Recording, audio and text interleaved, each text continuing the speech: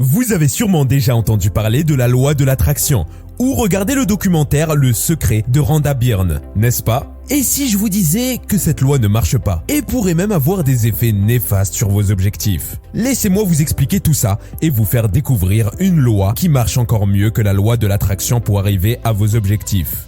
Avant de commencer, revoyons ensemble les étapes par lesquelles vous devez passer pour attirer ce que vous voulez selon la loi de l'attraction. La première étape est de demander à l'univers ce que vous voulez. La prochaine étape consiste à croire que vous allez le recevoir. Et la dernière étape, c'est de recevoir ce que vous voulez. En fait, la loi de l'attraction est une théorie de la pensée positive qui repose sur l'idée que notre vie est le simple reflet de nos pensées.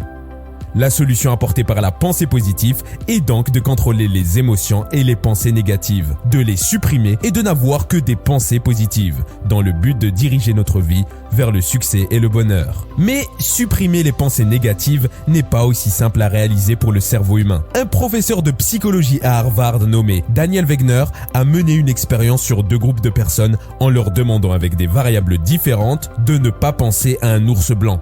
Cette étude a révélé que lorsque l'on demande aux gens de ne pas penser aux ours blancs, ils y pensent encore plus. C'est ce qu'on appelle l'effet de rebond.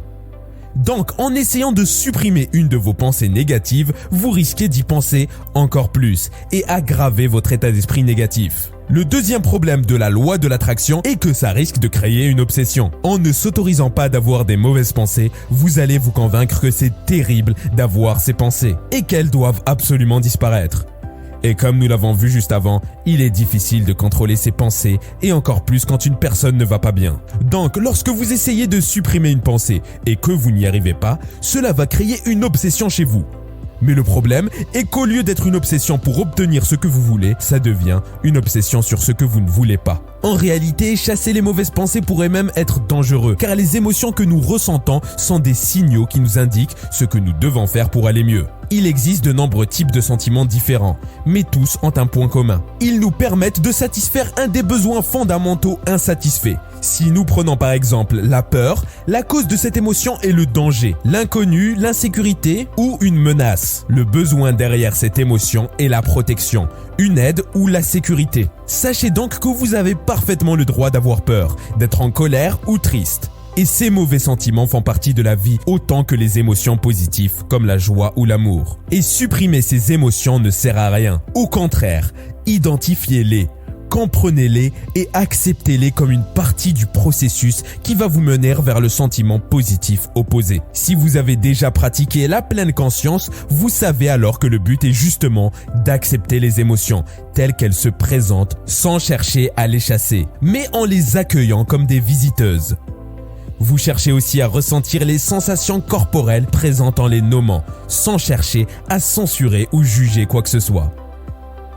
Pour atteindre vos objectifs plus facilement, plutôt que d'utiliser la loi de l'attraction, je vous propose d'utiliser la méthode, l'anticipation et la visualisation.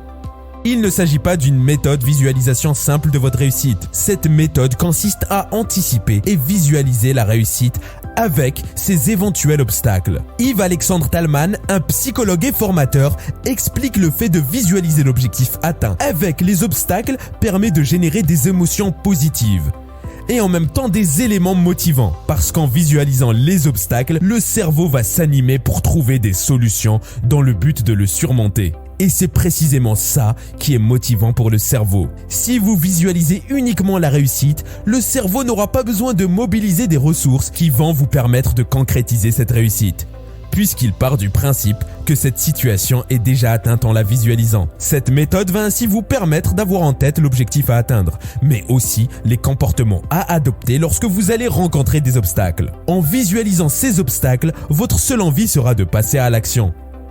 Et c'est à mon sens un des points qui manque à la loi de l'attraction pour que ça fonctionne, l'action. Vous ne pouvez pas obtenir quelque chose uniquement en croyant puissamment que vous allez l'obtenir. Malheureusement, la vie n'est pas aussi simple et faut se l'avouer, pour réussir, il faut du travail et de la discipline. D'ailleurs, je recommande de regarder ma vidéo sur l'autodiscipline, dans laquelle je vous explique comment développer votre discipline pour atteindre vos objectifs plus facilement. J'espère que cette vidéo vous a permis de comprendre pourquoi la loi de l'attraction n'a pas fonctionné pour vous jusqu'à présent et le secret pour y arriver. Dites-moi en commentaire ce que vous pensez de cette loi. et si elle a déjà marché pour vous. N'oubliez pas de vous abonner et on se retrouve au prochain épisode.